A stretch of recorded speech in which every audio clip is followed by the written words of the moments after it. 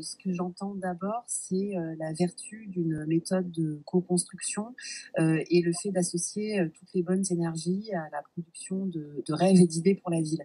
On est une ville où à la fois il y a une forte énergie de la société civile et tout un tas d'acteurs qui se mobilisent et où en même temps, il y a eu pendant très longtemps beaucoup de difficultés à faire dialoguer ces forces vives avec les pouvoirs publics.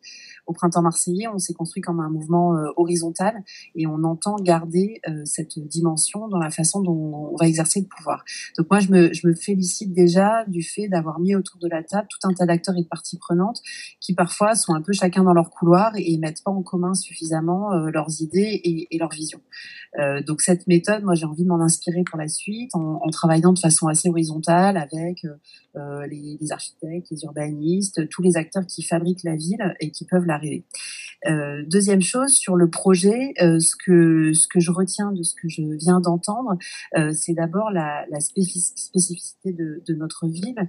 Une ville puzzle, une ville mosaïque. Beaucoup de grandes villes le sont, mais à Marseille, ça se cristallise de façon assez forte par vraiment beaucoup de contrastes dans notre territoire qui nous oblige à aborder les choses avec une grande humilité. Les réponses peuvent pas être déroulées de façon univoque sur l'ensemble de la ville.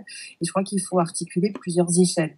C'est ce que je m'emploie à faire depuis ma prise de fonction, ce qui parfois est un peu fatigant comme articulation, puisqu'il faut à la fois être à la petite échelle et travailler dans la dentelle sur des choses un peu fines, et en même temps s'autoriser à penser un projet à plus large échelle.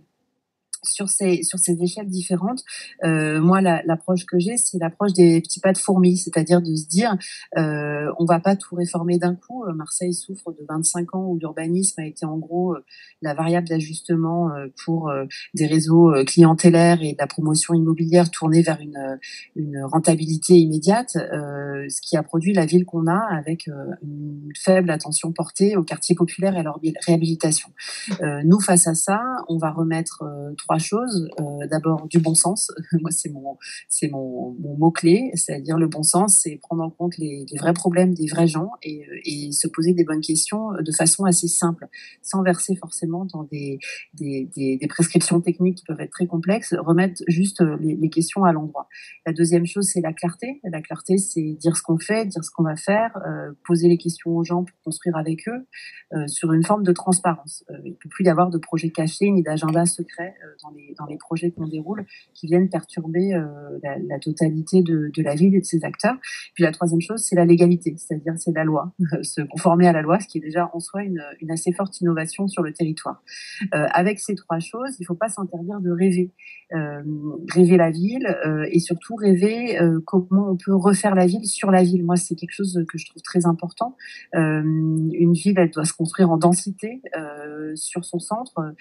On est quand même à Marseille très tenté par l'étalement urbain qui a grignoté tout le reste de terres agricoles, les piémonts de collines tout autour. Et ça, pour moi, c'est une de nos priorités, doit être de redonner à la ville une couronne rurale, vraiment rurale, préservée dans son rôle naturel et de lieu de respiration, et en même temps venir en densité sur la ville construite et voir comment on refait la ville sur la ville. On n'est pas forcément que sur des nouvelles choses qu'il faut faire pousser. On voit beaucoup de nouveaux immeubles, notamment sur certains quartiers périphériques.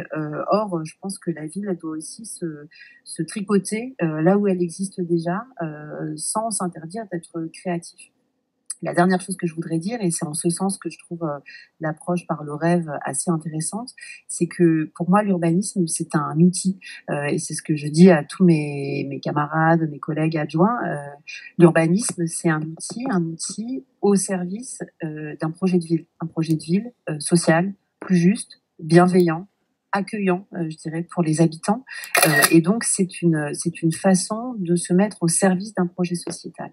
Il n'y a pas une fin techniciste en soi. Le but, c'est vraiment de créer une ville qui puisse accueillir toutes les fonctionnalités sociales d'un projet citoyen que nous, on entend dérouler. Donc moi, je vois vraiment mon rôle comme celui qui va rendre possible la concrétisation des grandes orientations programmatiques qu'on a portées pendant la campagne et qu'on continue de porter.